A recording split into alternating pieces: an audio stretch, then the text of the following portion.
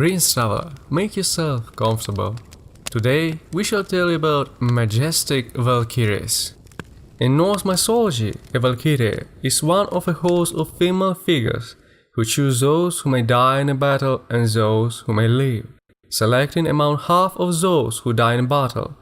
The other half go to the goddess Freya's afterlife field, Folkvanger. The Valkyries bring their chosen to the afterlife hall of the slain, Valhalla, ruled over by the god Odin. There, the deceased warriors become Einherjar, a chosen champions of Odin. When the Einherjar are not preparing for the events of Ragnarok, the Valkyries bear them mead.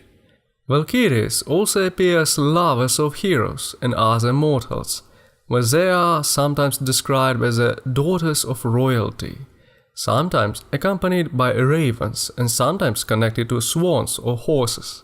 Belief in existence of magic horsewomen from heaven was widespread in Germanic and Scandinavian cultures, though they were called by different names. Valkyries in Norse mythology are portrayed as foster daughters of the god Odin, and as such they are often called Odin's maidens. At his bidding they flew on the horses over the fields of every battle to choose the souls of the heroic dead. To be chosen by a Valkyrie and carried off on her white steed to Valhalla was considered an honor to the dying warrior. For Valkyries only choose the bravest of the slain, gathering souls found deserving of an afterlife in Valhalla.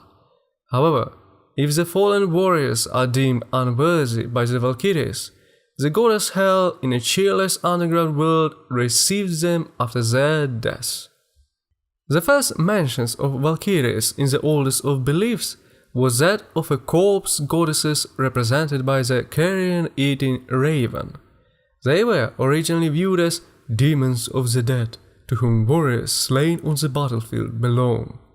But with time, a shift in interpretation of the Valkyries have occurred. When the concept of Valhalla changed from an eternal battlefield to a warrior's paradise, and with it, Valkyries changed from demons of the dead to fair maidens in shining armor. And thus, with time, Valkyries were depicted as young, beautiful but fierce women who dressed splendidly in full armor when riding their horses.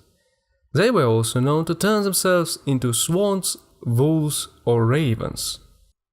The Valkyries were considered to be young and beautiful, with each one possessing mythical abilities befitting their names. The goddesses are usually bestowed with silky fair skin, long flowing golden hair beneath a silver wing helm, and having blue eyes.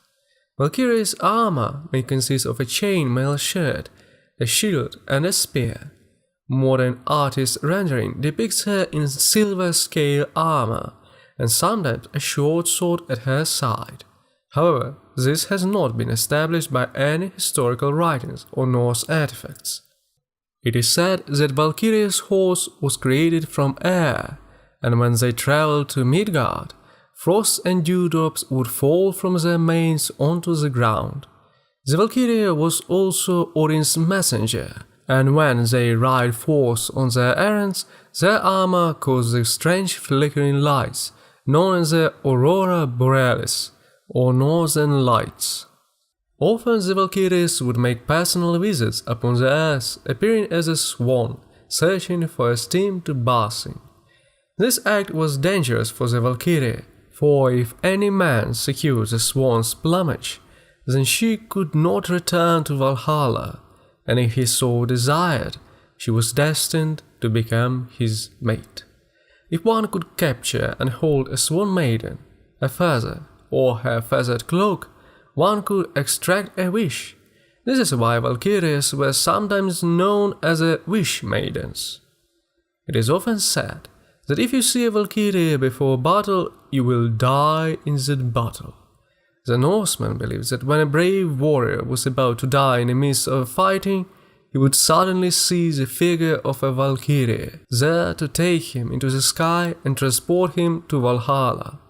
To all others in the fray she would remain invisible, Before battles, the name of Odin was invoked so that he could send the Valkyries to choose the best of those fighters who would die.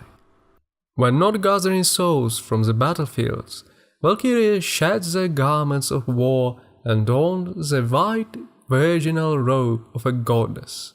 They spent their time in Valhalla's huge majestic hall, big enough to hold all the warriors the Valkyries could ever bring there, serving meat to the fallen heroes. And that will be all for today about Valkyries of the Norse mythology. I hope you like this story. Let me know what you think about these maidens and their role in Norse tales. Come here again, we hear a lot of stories to tell.